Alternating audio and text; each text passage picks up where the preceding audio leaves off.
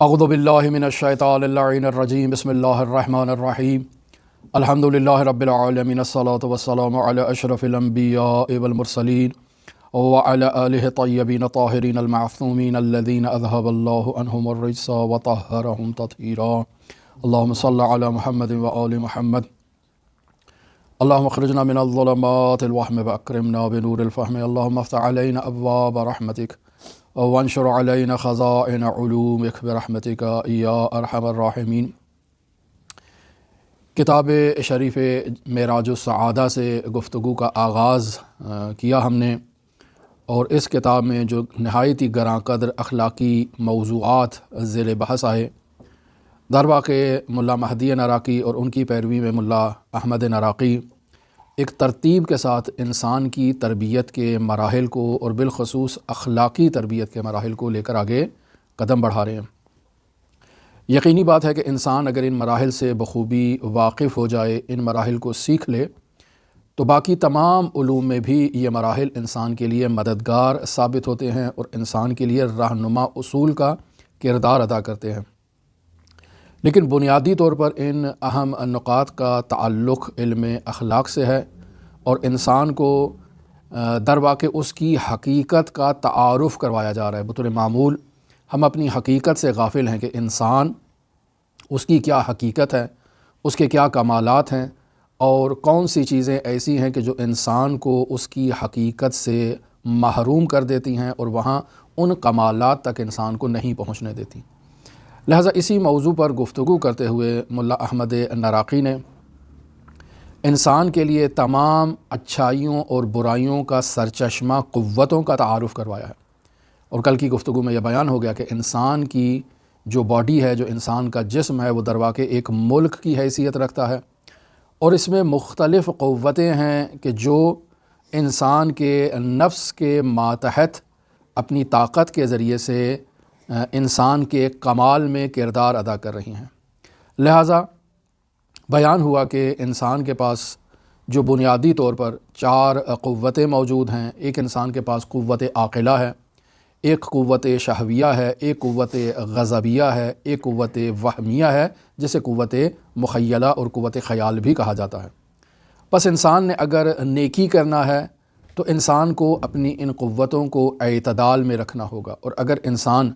برائی کی طرف رجحان اختیار کرتا ہے تو یقیناً انسان کے وجود میں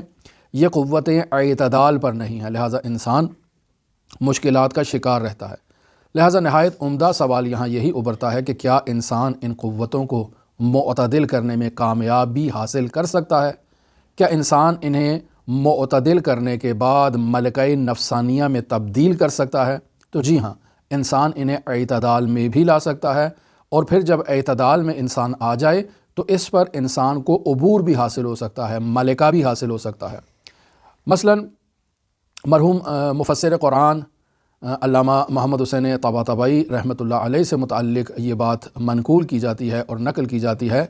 کہ نامحرم خواتین کو دیکھنے کے بارے میں اس قدر انہیں اپنے نفس پر کنٹرول تھا کہ حتیٰ عالم رؤیا، عالم خواب میں بھی اگر کوئی نامحرم کی ان کے سامنے تصویر آتی یا کوئی شخصیت آتی تو وہ فوراً اپنی آنکھیں بند کر لیتے تھے۔ پس معلوم ہوا کہ انسان کنٹرول حاصل کر سکتا ہے، انسان ان قوتوں کو اعتدال میں لا سکتا ہے، اور جب یہ قوتیں معتدل ہو جاتی ہیں تو انسان ملکوت کا مسافر بن جاتا ہے اور ترقی اس کا مقدر ہوتی ہے۔ لہٰذا آج کی گفتگو میں یہی موضوع زیر بحث ہے کہ تمام نیکیوں اور تمام برائیوں کا سرچشمہ انسان کے وجود میں موجود یہی 4 قوتیں ہیں، جو قوت عاقلہ کے نام سے یاد کی جاتی ہے۔ چاہے آپ اس کو قوت کے نام سے یاد کریں، چاہے قوت اس کے نام کے ساتھ اضافی نہ کریں، یہ آپ کے سمجھنے کے اوپر اس کا دار و مدار ہے۔ یعنی عقل ہے جسے قوت عاقلہ کہتے ہیں، شہوت ہے جسے قوت شہویہ کہتے ہیں، غضب ہے جسے قوت غضبیہ کا نام دیا جاتا ہے، اور اسی طرح سے وہم و خیال ہے جسے قوت وہمیہ یا قوت مخیلہ کے نام سے یاد کیا جاتا ہے۔ یہ قوتیں انسان کے وجود میں موجود ہیں، تو اب انسان کو یہ جاننا چاہیے کہ ان میں سے ہر ایک قوت کے لیے خود ایک اپنی جو ہے وہ آگے اس کی جو محدودہ ہے، جو اس کا آگے ایریا ہے، جس میں اس کو لذت بھی آتی ہے، جس میں اس کو تکلیف بھی آتی ہے۔ لہٰذا اس نقطے کی حساسیت کی طرف متوجہ ہوں کہ یہ 4 قوتیں اپنے لیے خود لذتیں بھی رکھتی ہیں اور اپنے لیے تکلیف بھی رکھتی ہیں، اور اس لذت اور تکلیف کو انسان اس انداز میں آسانی کے ساتھ اگر سمجھنا چاہے تو ہر قوت کا ایک دائرہ کار ہے کہ جس کی طرف وہ انسان کو کھینچنا چاہتی ہے، انسان کے نفس کو اور انسان کی روح کو اس دائرے میں لانا چاہتی ہے۔ لہٰذا اگر عقل ہے تو فطرت یہ کہتی ہے کہ عقل کا تعلق جو ہے وہ خوبصورتیوں سے ہے، عقل کا تعلق ہمیشہ کمال سے ہے، عقل کا تعلق ہمیشہ علم سے ہے، لہٰذا اس کی فطرت کا تقاضا یہ ہے کہ وہ ان چیزوں کی تلاش میں ہو، لہٰذا اس کے لیے لذت آور امور بھی یہی امور کہلائیں گے، اور اگر اس کے لیے تکلیف کا باعث بنے تو تکلیف اس کے لیے جہالت کے اندر ہے، تکلیف اس کے لیے نادانی کے اندر ہے، تکلیف اس کے لیے اپنی فطرت سے دوری اختیار کرنے میں ہے۔ پس انسان کی قوہ عاقلہ انسان سے یہ کہتی ہے کہ ایھا الانسان،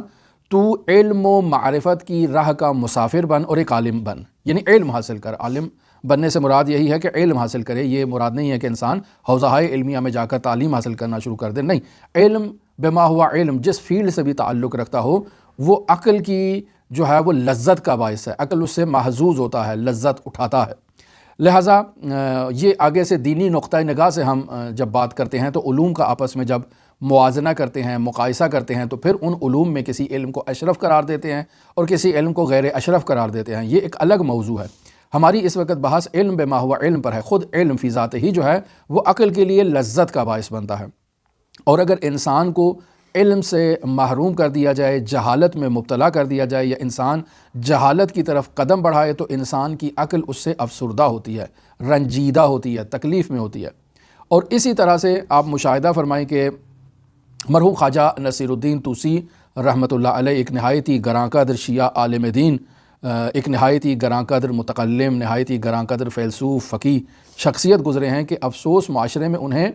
جو ہے وہ اس قدر نیگیٹو اس کے رول اس کو لوگوں نے دیا، وہ اس وجہ سے نیگیٹو رول دیا کہ وہ شخصیت نہایت ہی کمال یافتہ شخصیت تھی، اور جب بھی کسی کے علم کا انسان مقابلہ نہیں کر سکتا تو اس کے لیے برائیاں بناتا ہے، خود سے گڑتا ہے، اسے بدنام کرنے کی کوشش کرتا ہے تاکہ معاشرے میں اس کا مقام نیچے گر جائے۔ لہٰذا آپ نے معاشرے میں بالخصوص بطور معمول زیادہ تر ہمارے پاکستان، ہندوستان اور ایران جیسے ممالک میں ملا نصر الدین کی کہانیاں آپ نے سنی ہوں گی۔ یہ ملا نصر الدین وہی خواجہ نصیر الدین طوسی ہیں کہ اس کے لیے انہوں نے اپنی طرف سے داستانیں بنائی ہیں، اپنی طرف سے کہانیاں بنائی ہیں تاکہ اس شخصیت کا استہزاء کیا جائے، اس کے لیے اس کا مذاق اڑایا جائے۔ وہ چیزیں جو عقل کے قریب ہیں وہ تو ٹھیک ہے، لیکن وہ چیزیں جو دوسری ہیں ان کا کوئی منبع نہیں ہے۔ لہٰذا اس قدر علم دوست تھے، اس قدر علم کا شوق تھا خواجہ نصیر الدین طوسی کو، اور ہماری آداب المتعلمین جو حوزہائے علمیہ میں کتاب پڑھائی جاتی ہے جس میں باقاعدہ یہی آداب تحصیل علم کے تعلیم دیے جاتے ہیں ان افراد کے لیے جو تازہ حوزہائے علمیہ میں درس پڑھنے کے لیے آتے ہیں، لیکن افسوس کہ یہ کتابیں حوزے میں پڑھائی نہیں جاتی ہیں۔ بارہا میں اس نقطے کی طرف اشارہ کر چکا ہوں۔ مرحوم شہید ثانی رحمۃ اللہ علیہ کی کتاب ہے منیۃ المرید، وہ بھی اسی مقصد کے لیے لکھی گئی تھی کہ وہ افراد جو دینی مدارس میں تعلیم حاصل کرنے کے لیے آتے ہیں انہیں معلوم ہو کہ انہوں نے کیا پڑھنا ہے، کس طرح سے پڑھنا ہے، کیا طریقہ کار ہے، کیا فراز و نشیب ہیں، کون سے استاد کو انتخاب کرنا چاہیے، کون سے استاد کو انتخاب نہیں کرنا چاہیے، کون سا علم حاصل کرنا چاہیے، کون سا علم حاصل نہیں کرنا چاہیے، کس سطح میں کس طرح کی جو ہے وہ انسان کو تحصیل علم میں جدوجہد کرنی چاہیے۔ سارے ایک قوانین ہیں، اصول ہیں جو قرآن و سنت کی روشنی میں ہمارے علماء نے، بزرگان نے بیان کیے ہیں، چاہے وہ شہید ثانی نے اپنی منیۃ المرید میں بیان کی ہوں، چاہے یہ خواجہ نصیر الدین طوسی نے آداب المتعلمین میں بیان کی ہوں۔ اور قدیم زمانے میں جیسا کہ کل بھی بیان ہوا کہ باقاعدہ علماء کی یہ روش ہوا کرتی تھی کہ جب کوئی دینی مدرسے کے اندر تعلیم حاصل کرنے کے لیے آتا تھا تو اسے یہ آداب تعلیم دیے جاتے تھے، باقاعدہ نصاب تعلیم کا یہ حصہ ہوا کرتا تھا، اور اگر کوئی شخص اس میں کامیاب نہیں ہوتا تھا تو اسے جو ہے وہ ابتدائی چیزیں سکھا کر اسے رخصت کر دیا جاتا تھا کہ یہ اس اہل نہیں ہے، یہ بات سیکھنے کے قابل نہیں ہوا ہے۔ تو یہ کتاب جو آداب المتعلمین ہے وہ اسی شخصیت کی ہے، خواجہ نصیر الدین طوسی کی۔ تو یہ خواجہ نصیر الدین طوسی اس قدر علم کا شوق رکھتے تھے کہ رات کو جب آرام کرنے کا وقت ہوتا تو یہ اپنے بستر کے پاس مختلف موضوعات سے متعلق کتابیں اپنے پاس رکھتے تھے، کوئی فلسفے سے متعلق ہے، کوئی کلام سے متعلق ہے، کوئی روایت سے متعلق ہے، کوئی حتیٰ قصوں کہانیوں سے متعلق ہے، مختلف کتابیں اپنے پاس رکھا کرتے تھے، اور پانی بھی اپنے پاس بستر کے پاس رکھا کرتے تھے۔ رات کو جب یہ مطالعہ کرتے تھے ان کتابوں کا تو انہوں نے آداب المتعلمین میں بھی یہی اصول بیان کیا ہے کہ انسان اسی طرح سے اپنے پاس کتابیں رکھے، پہلے ایک موضوع کی کتاب کا مطالعہ کیا اور پھر انسان کا نفس جب اس کے مطالعے سے خستہ ہو جائے، تھک جائے تو دوسرے موضوع کا انتخاب کر لیا، پھر اس سے تھک جائے تو تیسرا موضوع اٹھا لیا۔ یہ ایک مطالعہ کرنے کا ایک اصول ہے، چونکہ ایک ہی موضوع کو اگر انسان بار بار پڑھتا رہے یا تسلسل کے ساتھ پڑھتا رہے تو انسان اس کی طرف جو ہے وہ اس سے اکتا جاتا ہے۔ تو اکتاہٹ سے بچنے کا ایک بہترین حل انہوں نے یہ بتایا کہ مختلف موضوعات کی کتابیں اپنے پاس رکھیں۔ تو یہ بھی ایسا ہی کیا کرتے تھے، اور جب مکمل مطالعے سے اکتا جاتے تو پھر یہ اس پانی کا استعمال کرتے، یا اس پانی کو پی لیتے، یا اس پانی سے تجدید وضو کر لیتے، تاکہ انسان کے جو حواس کے اوپر ایک سستی طاری ہونا چاہ رہی ہے وہ برطرف ہو جائے۔ یہ بہترین اصول ہے کہ جو افسوس آج نہ تو حوزہائے علمیہ میں پڑھائے جاتے ہیں، اور نہ ہی دوسرے جو افراد معاشرے میں جو علم سیکھ رہے ہیں ان کو بھی ان چیزوں کی تعلیم نہیں دی جاتی ہے۔ تو مرحوم خواجہ نصیر الدین توسی رات کو جب مطالعہ کرتے تو اسی مطالعے میں جب ان کے لیے نہایت ہی کوئی پیچیدہ علمی مشکل حل ہوتی تو وہ بہت ہی خوشحال ہوتے، بہت ہی جو ہے وہ مسرور ہوتے، اور پھر آواز سے، بلند آواز سے کہتے کہ این ابناء الملوک من هذه اللذہ، یعنی یہ بادشاہوں کے بیٹے کہاں ہیں جو اس لذت سے ناواقف ہیں، یعنی وہ جس دنیاوی لذت میں غرق ہیں وہ لذت اور ہے، لیکن یہ جو علمی پیچیدہ مشکلات کے حل کے بعد انسان کو لذت حاصل ہوتی ہے یہ اصلاً اس سے قابل قیاس ہی نہیں ہے جو قوہ شہویہ انسان کو لذت دیتی ہے۔ لہٰذا قوہ عاقلہ کی لذت جو ہے وہ حصول علم کے اندر ہے کہ انسان علم حاصل کرے، اور اگر انسان کو علم سے دور کر دیا جائے تو انسان جو ہے وہ اس سے تکلیف اس کو ہوتی ہے، انسان رنجیدہ ہوتا ہے۔ البتہ آج کل ہماری چونکہ فطرت ہی تبدیل ہو چکی ہے، اور اس کا بھی آگے جا کر بیان کریں گے کہ اس کی بنیادی وجہ کیا ہے۔ بنیادی وجہ یہ ہے کہ انسان قوہ شہویہ، قوہ غضبیہ اور قوہ وہمیہ کا شکار رہتا ہے، وہی قوہ عاقلہ پہ غالب ہے۔ لہٰذا انسان اپنی اس فطرت سے دور ہونے کی وجہ سے نہ تو اس علم کی لذت کو لذت محسوس کرتا ہے، اور نہ ہی اس کے کھو جانے کو انسان اپنے لیے رنج و الم محسوس کرتا ہے۔ تو یہ ہو گیا علم کا چیپٹر۔ اب آگے آتے ہیں غضب۔ کہتے ہیں غضب کی جو لذت ہے وہ غلبہ کرنے میں ہے، وہ قہر کرنے میں ہے، وہ غصہ دکھانے میں ہے، یہ اس کی لذت ہے۔ لیکن اگر کوئی اس غضب کے مالک شخص کے اوپر آ کر غالب ہو جائے تو اس سے یہ افسردہ ہوتا ہے، اس سے اس کو تکلیف ہوتی ہے۔ کیوں؟ چونکہ یہ اس کی فطری طاقت کے بالکل اپوزٹ ہے۔ مثلا آپ دیکھیں کوئی بہت ہی طاقتور شخص ہے، وہ جب کسی بھی کمزور کے اوپر اپنی طاقت کو جو ہے وہ تسلط کو، کنٹرول کو سنبھال لیتا ہے تو وہ بڑا اپنا اکڑ کے جو ہے وہ چلنا شروع کر دیتا ہے، یعنی اس انداز سے وہ اظہار کر رہا ہے کہ مجھے سکون ہوا، مجھے لذت آئی، یعنی وہ قوہ غضبیہ جو ہے وہ کامیاب ہو گئی ہے، اس نے کسی کو دبوچ لیا ہے۔ لیکن اگر کوئی دوسرا اس سے طاقتور آ کر اس کو دبوچ لے تو انسان جو ہے وہ چھپ کر بیٹھ جاتا ہے، انسان اپنا جو ہے وہ اپنے آپ کو چھپانا شروع کر دیتا ہے، بالخصوص جو معاشرے میں شجاعت کے اعتبار سے شہرت رکھتے ہیں۔ آپ مثال لے لیں پہلوانوں کی، کہ وہ پہلوان جو کشتی میں ہار جاتا ہے وہ اپنے آپ کو چھپاتا ہے کہ بالآخر میں اگر اکھاڑے میں جاؤں گا، لوگوں کے سامنے جاؤں گا تو لوگ مجھے شیم کریں گے کہ بھئی ہار گیا، اتنا اس پہ پیسہ لگایا، اتنی اس کو محنت کی۔ تو در واقع وہ اس ذلت سے بچنے کے لیے جو ہے وہ خود کو چھپاتا ہے۔ کیوں؟ چونکہ غضب کی یہ فطری تقاضا ہے کہ وہ غالب ہو، اور اگر مغلوب ہو جائے تو انسان اس حالت کو تحمل نہیں کرتا، وہ اس کے لیے رنج کا باعث بنتی ہے۔ اسی طرح سے قوہ شہویہ کی بھی اپنی لذت ہے، انواع و اقسام کے کھانے کھانا، کبھی بریانی کھانا، کبھی فلاں چیز کھانا، کبھی فلاں چیز کھانا، یہ انسان کی خواہش رکنے کا نام نہیں لیتی ہے۔ ایک ہی دسترخوان پر انواع و اقسام کے طعام کھانے حاضر ہوں تو انسان اس سے خوشحال ہوتا ہے، یہ انسان کو لذت آتی ہے اس چیز سے۔ اسی طرح سے انسان جو ہے وہ مثلا پانی کی انواع و اقسام کے مشروبات ہیں، فلاں جو ہے وہ شربت ہے، فلاں شربت ہے، فلاں قسم کا ڈرنک ہے، انواع و اقسام کی آپ دیکھیں معاشرے میں ڈرنک موجود ہے۔ یہ اس وجہ سے ہیں کہ انسان کی قوہ شہویہ اس پانی کو پینے کی طلب میں ہوتی ہے۔ لہٰذا آپ دیکھیں کہ انواع و اقسام کے منرل واٹر کے نام پر پانی بازار میں، مارکیٹ میں موجود ہیں، اور لوگ ان کو خرید رہے ہیں، حالانکہ ممکن ہے اس میں کوئی خاصیت نہ ہو، یہ تو ظاہر محققین بتا سکتے ہیں، ہم اس کو نہیں بتا سکتے۔ لیکن بس اوقات یہ احتمال ہے کہ ایسے ہی بوتل میں ایک سادہ پانی بھر کے لوگوں کو بیچا جائے، اور معاشرے میں ایسے جو ہے وہ فراڈ بھی ہوتے ہیں، اور لوگ پھر بھی اس کو خرید رہے ہوتے ہیں، چونکہ ایک ذہن کے اوپر جو ہے وہ ایک چیز حاوی کر دی گئی ہے کہ اس بوتل کے اندر جو چیز ملے گی وہ بہت ہی جو ہے وہ آب زمزم ہوگا، بہت ہی کوئی اچھے پانی ہوگا، اسے ہمیں پینا چاہیے۔ تو اسی طرح سے انسان انواع و اقسام کے جو ڈرنکس ہیں، جو مشروبات ہیں، جو مارکیٹ میں موجود ہیں، وہ اسی وجہ سے برانڈ بک رہے ہیں چونکہ انسان کی فطرت شہویہ کے مطابق اور موافق ہیں، لہٰذا انسان ان کو خریدے گا۔ لیکن اگر انسان یعنی تمام انسان اپنے آپ میں اعتدال لے آئیں اور باہر سے کوئی چیز نہ خریدیں، خود اپنے گھر میں شربت بنانا شروع کر دیں، تو اس سے مارکیٹ پہ ایک بہت بڑا اثر پڑے گا۔ تو یہ انسان کی جو قوہ شہویہ ہے اس کے موافق ہے انواع و اقسام کے کھانے، انواع و اقسام کے مشروبات۔ لیکن اگر انسان کو وہ انواع و اقسام کے کھانے نہ دیے جائیں، مثلا آپ کسی کو گھر میں دعوت دیتے ہیں، 5-6 قسم کی ڈشیں نہیں بناتے ہیں، صرف 1 ڈش کے اعتبار سے اس کے سامنے دسترخوان لگاتے ہیں، تو وہ مہمان بھی برا محسوس کرے گا، آپ بھی برا محسوس کریں گے کہ میں نے اس کی اچھی طرح سے پذیرائی نہیں کیا۔ کیوں؟ چونکہ وہ جو فطرت ہے اس کی قوہ شہویہ کی، وہ زیادہ انواع و اقسام کے تام جھام اور انواع و اقسام کی چیزوں کو پسند کرتی ہے، اگر وہ نہ دی جائے تو افسردہ ہو جاتی ہے۔ اسی طرح سے انسان کی قوہ وہمیہ اور قوہ مخیلہ ہے۔ اس کی لذت جو ہے وہ چھوٹے چھوٹے کام جو ہے وہ اس کو انجام دینا اور اس سے لذت حاصل کرنا ہے. یعنی انسان کی زندگی کا ہر باریک سے باریک کام جو ہے وہ قوہ وہمیہ انجام دیتی ہے، یہ چھوٹے چھوٹے کام جتنے بھی ہیں. لہٰذا اگر وہ اپنے کاموں کو انجام دینے میں موفق ہو جائے تو خوشحال ہوتی ہے. بھئی میں نے آج یہ بھی کر لیا، یہ بھی کر لیا، یہ بھی کر لیا. بطور معمول خاتون خانہ جو ہے وہ خوشحال ہوتی ہے کہ گھر کے سارے کام الحمدللہ آج میں نے کر دیے ہیں، کھانا بھی ٹائم پہ بن گیا، صفائی ستھرائی سارا کچھ ہو گیا ہے. اور اگر کوئی کام رہ گیا تو پھر ان کو جو ٹینشن ہوتی ہے کہ بھئی میں نے یہ نہیں کیا، یہ نہیں کیا، اس طرح ہو گیا، اس طرح ہو گیا، میرے کام میں اضافہ ہو گیا، کل مجھے 2 برابر کرنا پڑے گا. یہ در واقع اس قوہ وہمیہ اور قوہ مخیلہ کی اپوزٹ جو ہے وہ حالت ہے کہ جس میں اس کو تسکین نہیں ملی ہے، اب الجھن میں رہے گی جب تک وہ کام مکمل نہیں ہوں گے. تو یہ انسان کی 4 قوتیں ہیں، اور ان قوتوں کا اگر آپس میں مقایسہ کیا جائے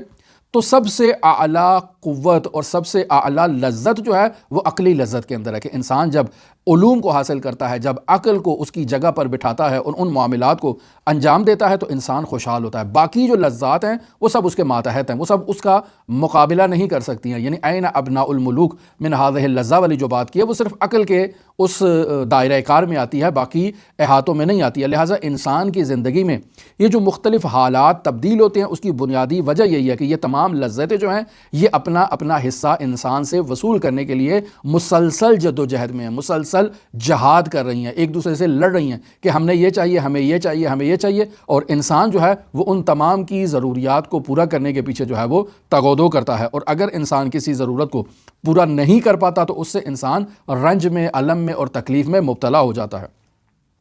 لہٰذا انسان اس نقطے کی طرف توجہ کرے کہ سب سے اعلیٰ لذت عقل کی لذت ہے، اور اس لذت کے مد مقابل باقی جتنی لذات بھی بیان کی ہیں ان کی کوئی حیثیت نہیں ہے، کوئی مقام نہیں ہے اگر ان 2 لذتوں کو آپس میں مقایسہ کیا جائے تو پس ابتدا میں انسان جو ہے، ایک چھوٹا بچہ جو اس دنیا میں آتا ہے، آہستہ آہستہ جب معاشرے سے اس کا رابطہ برقرار ہوتا ہے تو ہم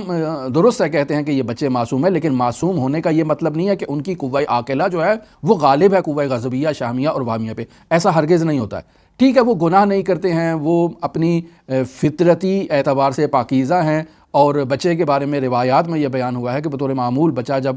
چھوٹا بچہ بالخصوص نو مولود قسم کا جو بچہ ہوتا ہے وہ اچانک مسکرانا شروع کر دیتا ہے، پھر اچانک رونا شروع کر دیتا ہے. تو روایات میں بیان ہوا ہے کہ جب اس کے سامنے امام وقت آتے ہیں تو وہ مسکراتا ہے، اور جب امام وقت اس کی نظروں سے اوجھل ہو جاتا ہے تو وہ جو ہے وہ رونا شروع کر دیتا ہے. یہ روایت کا حصہ ہے. پس اس اعتبار سے کہہ سکتے ہیں کہ یہ بچہ چونکہ عالم ملکوت سے ابھی متصل ہے تو ملکوتی موجودات کو دیکھ کر خوشحال ہوتا ہے، چاہے وہ فرشتے کی صورت میں ہو، چاہے امام وقت کی صورت میں ہو، یا چاہے حتیٰ وہ افراد جو نیک اور پاکیزہ افراد ہیں اگر اس کے پاس آئیں تو وہ ان سے مانوس ہوتا ہے. اور دوسرے افراد اگر آئیں کہ جن کی طینت پاکیزہ نہیں ہے تو وہ بچہ جو ہے وہ اس حالت کو ایکسیپٹ نہیں کرے گا. تو یہ اس کی فطرت کے مطابق ہے، لیکن اس کا یہ مطلب نہیں کہ اس کی قوت عاقلہ باقی قوتوں پر غالب ہے. لہٰذا ابتدائی مرحلے میں بھی اس بچے کے اندر جو ہے وہ قوہ شہویہ، قوہ غضبیہ اور قوہ وہمیہ قوہ عاقلہ پر غالب ہوتی ہے. لہٰذا اکثر بچہ جو ہے وہ اس وقت خاموش ہوتا ہے جب آپ اس کو دودھ دیتے ہیں تو ٹھیک ہے، یا اس کو کوئی ایسی چیز دیتے ہیں جو اس کی فطرت کے مطابق ہوتی ہے. ٹافی دے دیا،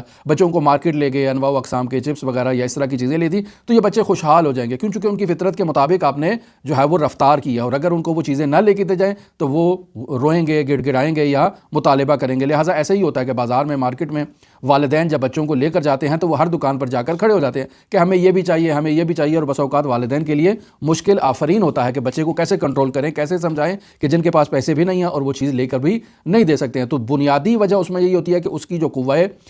جو شہویہ ہے وہ غالب ہے، اور اس کی قوہ شہویہ کی فطرت یہ ہے کہ وہ اس چیز کا تقاضا کرے. لہٰذا وہ ضد کرتا ہے، وہیں زمین پر لیٹ جاتا ہے، وہیں جو ہے وہ اپنے کپڑے گندے کرنا شروع کر دیتا ہے، اور پھر والدین کا بس اوقات اس کو مارتے ہیں، پیٹتے ہیں. یہ بھی بہت ایک برا عمل ہے. والدین کو ہرگز بچے کو جو ہے وہ مارنا نہیں چاہیے. پیار سے اگر اس کو سمجھا سکتے ہیں تو سمجھائیں، یا اس کو ایسی جگہوں پر نہ لے کر جائیں جہاں وہ اپنی حالت سے خارج ہو جاتا ہے. چونکہ روایات میں یہ مطلب بیان ہوا ہے کہ اگر جو ہے وہ حتیٰ یہ گھر کے لیے بیان ہوا ہے کہ اگر گھر میں بچے کو مارا جاتا ہے، ڈانٹا جاتا ہے، یا اس کو ایسی بات کہی جاتی ہے کہ جس سے وہ رنجیدہ خاطر ہوتا ہے تو روایات میں ہے کہ اس گھر میں 40 دن تک دعا قبول نہیں ہوتی ہے. یعنی اس قدر بچے کی تربیت میں اس نقطے کو اہمیت کا حامل قرار دیا گیا ہے کہ اسے آپ نے ایک خاص فطرت کے مطابق، ایک خاص اخلاقیات کے مطابق اس کی روح کو پروان چڑھانا ہے. بس اوقات اس کو آپ ایسی باتیں اگر کہتے ہیں تو اس سے اس کی اپوزٹ جو ہے وہ اس کی رجحان جو ہے وہ بڑھنا شروع ہو جاتا ہے. لہٰذا انسان کی جو قوہ شہویہ ہے یہ بچوں کے اندر جو ہے وہ ابتدائی طور پر اس کی جو کھانے پینے کی طلب ہے، پانی کی طلب ہے، انواع و اقسام کی جو چیزوں کی طلب ہے، یہ یا غضب، حتیٰ کہ بچے مارنے میں بہت زیادہ آگے ہوتے ہیں، دوسرے بچوں کو مارنا، دوسرے بچوں کو کاٹنا، دوسرے بچوں کو جھگڑنا۔ بطور معمول گھروں میں بچوں کے درمیان جو لڑائی جھگڑا ہوتا ہے اس کی بنیادی وجہ یہی ہوتی ہے کہ قوہ غضبیہ جو ہے وہ اس کی فطری تقاضا یہ ہے کہ وہ اپنی حاکمیت کو چاہتا ہے دوسرے بچے کے اوپر، لہٰذا اگر وہ پوری نہیں ہوتی ہے تو وہ ناراض ہوتا ہے۔ اسی طرح سے مختلف چیزوں کو لینا، کسی کے گھر گئے تو اس کی چیز اٹھا لی کہ میں نے تو یہ لے کر جانی ہے، یہ در واقع چھوٹی چھوٹی چیزوں میں یہ در واقع بچوں کے اندر جو ہے وہ قوہ شہویہ، غضبیہ اور وہمیہ مخیلہ جو ہے وہ غالب ہوتی ہیں۔ یہاں شہویہ سے مراد ہرگز نہیں ہے کہ وہ جنسی خواہشات کی طرف رجحان رکھتا ہے، چونکہ جنسی خواہشات در واقع قوہ شہویہ کا ایک جو ہے وہ اس کا حصہ ہے، جبکہ ایک بہت بڑا دائرہ ہے قوہ شہویہ کا۔ ہر وہ چیز جو انسان چاہتا ہے وہ اس کے اندر جو ہے وہ داخل ہو جاتا ہے، لیکن اس کے بدلے میں اسے علم حاصل کرنے کا بچے کو ابھی شوق نہیں ہے۔ اگر بچے کو مدرسے بھیجا جائے تو وہ پڑھتا نہیں ہے، بطور خاص طور پر جو ہے وہ آج کل کے دور میں لڑکے جو ہیں وہ تعلیم حاصل کرنے سے دور ہیں اور نہیں پڑھتے ہیں۔ والدین بہت محنت کرتے ہیں، بہت کوشش کرتے ہیں، بس اوقات مارتے بھی ہیں، بس اوقات ان کو بہت کوشش کرتے ہیں، لیکن علم سے دور ہے۔ کیوں؟ چونکہ ابھی اس کی فطرت جو ہے وہ ان چیزوں کی طرف ہے جو قوہ غضبیہ ہے، قوہ وہمیہ ہے یا قوہ شہویہ ہے، اس کا رجحان ان کی طرف ہے اور وہ ان کی لذتوں کو پورا کرنے میں جو ہے وہ اپنا تمام تر جو توازن ہے وہ لگا دیتا ہے۔ یہاں پر اسلامی تعلیمات میں حتیٰ یہ بھی بیان کیا گیا ہے کہ یہ بچہ اپنے ملک کا بادشاہ ہے۔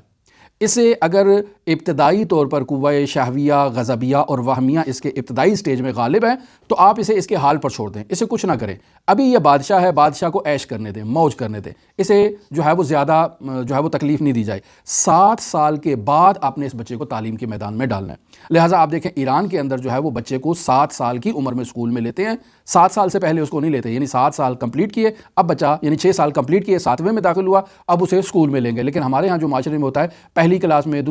پہلے سال، دوسرے سال، تیسرے سال بچہ چلنے کے قابل ہوتا ہے، کوشش کرتے ہیں کہ اس کو اسکول میں کہیں جمع کروا دیا جائے، تو وہ در واقع اس کی جو ایک خواہش ہے وہ دب جاتی ہے، اس کے اوپر علم کا بوجھ، اور بالخصوص آج کل جو وزن ڈالتے ہیں کتابوں کا اور جو کیا وہ کہتے ہیں بیگ جو اس کے اوپر ہوتا ہے اس کا بوجھ، جس سے بچہ جو ہے وہ باہر ہی نہیں نکل پاتا ہے، اور پھر آپ اس کو مسلسل 18-19 سال جو ہے وہ تعلیم دیتے ہیں، جس سے اس کی شخصیت میں وہ نکھار نہیں آتا ہے۔ لہٰذا کہتے ہیں کہ پہلے 7 سال جو ہے وہ بچے کو بادشاہی کرنے دیں، اس کے بعد جب وہ تھوڑا اس قابل ہو جائے تو اس کو اس طرف جو ہے وہ ڈالا جائے۔ لیکن پھر یہاں ہمارے بچے جو ہیں وہ، ہمارے معاشروں میں بچے جو ہیں وہ بالکل بگڑ جاتے ہیں۔ اس کی بنیادی وجہ یہ ہے کہ ہمارے اپنے مسائل میں یہ مشکلات ہوتی ہیں، یعنی اگر میں بے عنوان والد اسی پروسیس سے گزر کے آیا ہوں تو میری خود شخصیت دبی ہوئی ہے، میری شخصیت نکھر کر سامنے نہیں آئی ہے، میری زوجہ ہے اس کی شخصیت نکھر کے نہیں آئی ہے، تو میں وہی تجربہ جو ہے وہ اپنے بچوں پہ دہراؤں گا، وہ اپنے بچوں پر دہرائیں گے، جس کے نتیجے میں ہمارے گھر کا ماحول وہ نورانی اور ملکوتی ماحول نہیں ہوتا، جس وجہ سے بچہ اس ماحول میں تربیت پانے کی وجہ سے جو ہے وہ علم سے دور ہوتا ہے اور ساری زندگی جو ہے وہ انہی خواہشات میں اور اسی غضبیہ میں اور انہی چیزوں پر جو ہے وہ غالب رہتا ہے اور اس کے اندر اعتدال نہیں ہوتا ہے۔ بچہ اگر اپنے گھر میں اپنے ماں باپ کو نماز پڑھتا ہوا دیکھے گا، ایک دوسرے کے ساتھ اچھے انداز میں، اخلاقی انداز میں گفتگو کرتے ہوئے دیکھے گا، ایک دوسرے کو اگر اچھے انداز میں مخاطب کرتے ہوئے دیکھے گا تو بچہ اسی چیز کو گھر سے سیکھے گا۔ ضروری نہیں ہے کہ آپ اس کو تعلیم دینا شروع کریں، اس کو سکھانا شروع کریں کہ یہ کرو وہ کرو وہ کرو، نہیں، وہ بچہ عملی طور پر والدین سے جو ہے وہ یہ چیزیں سیکھتا ہے، اور عملی طور پر گھر سے، چونکہ اول اس کی جو ماہد ہے اور تربیت گاہ ہے بچے کی، وہ ماں کی آغوش ہوتی ہے، اور یہ گھر کے اندر یہ ساری چیزیں بچے سیکھتے ہیں اور پھر پروان چڑھتے ہیں، اور پھر جب وہ معاشرے میں جاتے ہیں تو وہ کمال کے بچے جو ہیں وہ کہلاتے ہیں۔ لہٰذا یہاں یہ بچے جو ہیں وہ علم حاصل کرتے ہیں کس کی بنیاد پر؟ تجربات کی بنیاد پر۔ ماں کو کرتا ہوا دیکھیں گے تو اس سے سیکھیں گے، باپ کو کرتا ہوا دیکھیں گے تو اس سے سیکھیں گے۔ جو گھر کے دوسرے افراد ہیں، مثلا ہمارے ہاں چونکہ مکس گیدرنگ فیملی ہوتی ہے، جوائنٹ فیملی ہوتی ہے، تو وہاں گھر کے جو دوسرے افراد ہیں، خالہ ہے، پھوپھی ہے یا چچا ہے، ماموں ہے، جو بھی افراد ہیں، ان کی اخلاقیات کو دیکھ کر بچے جو ہے وہ ان چیزوں کو اپنے اندر جو ہے وہ سمونے کی کوشش کرتے ہیں، جس کے نتیجے میں بچہ جو ہے وہ آگے پرورش پائے گا۔ اور اگر وہ ماحول بچے کو غیر مہذب اور غیر تربیت یافتہ ملے گا تو بچے کو آپ جتنے مرضی اسکول بھیجیں، جتنے مرضی کالجز بھیج دیں، جتنی مرضی تعلیم پہ آپ اس کا فوکس کرنا شروع کر دیں، وہ اس کے حالات بہتر نہیں ہوں گے، چونکہ اس کو جو اولین درسگاہ ملی ہے وہ کامل درسگاہ نہیں ملی ہے۔ لہٰذا اسی لیے یہ کہا جاتا ہے کہ انسان اپنے بچوں کی تربیت کا آغاز اپنی شادی سے پہلے کرے، شادی کے مرحلے سے پہلے انسان خود کو جو ہے وہ اخلاق اسلامی سے آراستہ کرے، مہذب کرے، اور پھر جب انسان کا بچہ ٹھہر جاتا ہے تو اس کے اندر بھی حاملگی کے دوران بھی والدین کے لیے بہت نصیحتیں اہل بیت علیہم الصلوۃ والسلام نے بیان کی ہیں کہ کیا اس کو کرنا چاہیے، کیا نہیں کرنا چاہیے، تاکہ یہ بچہ جو ہے وہ ایک اچھا صالح انسان کے طور پر جو ہے وہ معاشرے کے اندر آئے۔ حتیٰ یہاں تک روایات میں بیان کیا گیا ہے کہ اگر تم بیٹا چاہتے ہو تو جب وہ حمل ٹھہرتا ہے تو آپ اس کا نام تجویز کرو، بیٹا مثلا کہو محمد ہے، حتیٰ دعا میں بیان کیا گیا ہے کہ اللہ کی بارگاہ میں یہ دعا کرو کہ اے میرے پروردگار میں اس بچے کا نام محمد رکھتا ہوں، تو اس کو تو جو ہے وہ کامل اس دنیا میں لے کر آ، تو خداوند متعال اس دعا کو مستجاب کرتا ہے اور اس بچے کا نام محمد رکھنے کی بدولت وہ بچہ لڑکا ہوتا ہے۔ یہ مکمل ایک جو ہے وہ تعلیم ہے جس پر ہم نے تفصیلی گفتگو کی ہے کہ دوران حمل جو ہے وہ انسان کو اور والدین کو کیا کرنا چاہیے۔ خوب، پس یہ بچہ جو ہے وہ گھر سے سیکھتا ہے، علم تجربات کرتا ہے، ان کو دیکھتا ہے، پھر آہستہ آہستہ اس کو اپنی زندگی میں اپنانے کی کوشش کرتا ہے، تو آہستہ آہستہ اس کی عقل جو ہے وہ باقی قوتوں کے اوپر غالب اس وقت آئے گی جب اس کو یہ 7 سال کی عمر میں گھر کے اندر جو ہے وہ ماحول کامل ملے گا۔ اب اس کی عقل جو ہے وہ غالب آ جائے گی قوت غضبیہ پر، قوت شہویہ پر اور قوت وہمیہ پر۔ لیکن اگر اس کو گھر میں ایسا ماحول ملا ہے کہ جس میں جو ہے وہ شہویہ کا غلبہ ہے، غضبیہ کا غلبہ ہے، وہمیہ کا غلبہ ہے، تو یہ بچہ بھی اسی حالت سے کبھی باہر نہیں نکلے گا، اس کی خود کی جہاد پہ نفس کی کیفیت میں زیادہ مشکلات آ جائیں گی۔ لہٰذا اگر یہ بچہ گھر کے ماحول سے یہ کمال کے تجربات کو سیکھتا ہے تو یہ بچہ پروان چڑھتا ہے اور بہت ہی اعلیٰ جو ہے وہ کوالٹی کا یہ بچہ اس معاشرے میں آتا ہے۔ اور اگر ایسا نہیں ہے تو ہم دیکھتے ہیں کہ انسان کو اگر لگا دیا جائے عبادات کی طرف بھی کہ جس کی ابھی قوہ عاقلہ کامل نہیں ہوئی ہے، تو اس کی عبادات بھی در واقع جو حالانکہ قوہ عاقلہ کے ماتحت ہونی تھی اور انسان نے کمال حاصل کرنا تھا، اس کی وہ عبادات بھی تاجروں والی عبادت ہو جائے گی۔ کیوں؟ چونکہ قوہ شہویہ نے اس کو یہ تعلیم دیا ہے کہ وہ لین دین کا کام کرے، وہ اپنی لذات کو پورا کرے، کھانے کی، پینے کی، شہوت کی اور اس قسم کی لذتوں کو جو ہے وہ پورا کرنے کے چکر میں ہوتا ہے۔ لہٰذا جب اس بچے کو بتایا جاتا ہے کہ تم نماز پڑھو گے تو جنت میں اتنے محل ملیں گے، اتنے کھانے ملیں گے، اتنے جو ہے وہ حور و غلمان ملیں گے، اتنے تمہیں جو ہے وہ نہریں ملیں گی شہد کی، دودھ کی، تو چونکہ انسان کی قوہ شہویہ اس طرف راغب ہے لہٰذا وہ نماز پڑھے گا جنت میں باغ لینے کے لیے، وہ روزہ رکھے گا اس نہریں فلاں سے جو ہے وہ شربت پینے کے لیے، وہ ان محلات و شربت و ان چیزوں کی خاطر جو ہے وہ عبادات کرے گا، اور یہ عبادت کی قسم اہل بیت کو پسند نہیں ہے۔ یہ عبادت کی قسم در واقع تاجروں کی عبادت ہے، غلاموں کی عبادت ہے، کہ جو یا خوف کی وجہ سے جو ہے وہ عبادت کرتے ہیں، چونکہ خوف بھی در واقع قوہ غضبیہ میں مغلوب ہونے کی کیفیت کو کہا جاتا ہے۔ تو جب آپ اس کو خوف دلاتے ہیں کہ بھئی اگر تم نے نماز نہیں پڑھی ہے تو اتنے کوڑے پڑھنے ہیں، اتنی سال تمہیں جہنم کے اس کھولتے ہوئے پانی میں ابالا جائے گا اور تمہیں جو ہے سزا دی جائے گی، جب اس قسم کی باتیں، تو انسان اس خوف کی وجہ سے، چونکہ اپوزٹ ہے قوہ غضبیہ کا جو دوسری کیفیت ہے جس میں مغلوب ہونے کی کیفیت ہے، تو وہ اس خوف کی وجہ سے جو ہے وہ ڈر کے مارے جو ہے وہ آ جاتا ہے۔ اسی طرح سے جیسے ہمارے گھروں میں ملازم ہوتے ہیں، ہم ان کو کہتے ہیں کہ اگر تم یہ کام نہیں کرو گے تو تمہاری تنخواہ کاٹ لوں گا، تو وہ اس خوف کی وجہ سے جو ہے وہ اطاعت کرتا ہے اور کام کرتا ہے۔ تو اس طرف سے ہم دیکھتے ہیں کہ اگر اس کو ترغیب دلائی جاتی ہے تو قوہ شہویہ کی جو طاقتیں ہیں ان کی طرف سے، اور اگر اس طرف سے دلائی جاتی ہے تو قوہ غضبیہ اور قوہ وہمیہ کے اپوزٹ جو ہے وہ جو خصوصیات ہیں ان سے اس کو ترغیب دلائے گی۔ یہ ٹھیک ہے اسلامی تعلیمات میں ہے، لیکن ہم نے اسلامی تعلیمات کو صرف اسی زاویے سے دیکھا ہے جو دید ہم دیکھنا چاہتے ہیں۔ جو چیز ہم دیکھنا نہیں چاہتے ہیں اس طرف سے ہم نے اسلامی تعلیمات کو نہ تو پڑھا ہے اور نہ ہی سننے کی خواہش ہے، جبکہ امیر المومنین ان دونوں عبادات کو ذکر کرتے ہیں اور اس کو تسلیم نہیں کرتے ہیں، نہ عبادات عبید اور نہ عبادات جو ہے تجار، ان کو ایکسیپٹ نہیں کرتے، بلکہ عبادات احرار کا تعارف کرواتے ہیں، آزاد لوگوں کی عبادت کا تعارف کرواتے ہیں کہ اے میرے پروردگار میں تیری عبادت نہ تو جنت کے لالچ میں کرتا ہوں نہ تیری جہنم کا مجھے خوف ہے، میں تجھ سے عبادت کرتا ہوں وجدتک اہلا للعبادہ، تو یہ ہے وہ کمال کی عبادت۔ تو ہم اس کمال کی طرف نہیں جاتے۔ اگر یہ باتیں بیان بھی کی جائیں تو فوراً معاشرے میں جو ہے وہ ہم کہتے ہیں کہ بھئی یہ کیا کر دیا، روایات میں یہ بات بیان ہوئی ہے اور آپ جو ہے وہ اس کے اپوزٹ جو ہے نا وہ بالکل مطالب کو بیان کریں۔ نہیں، روایات میں تینوں مطلب بیان ہوئے ہیں، لیکن ہم صرف اس مطلب کو لینا چاہ رہے ہیں کہ جو مطلب ہمارے مزاج سے مطابقت رکھتا ہے۔ لہٰذا حضرت سید الاوصیاء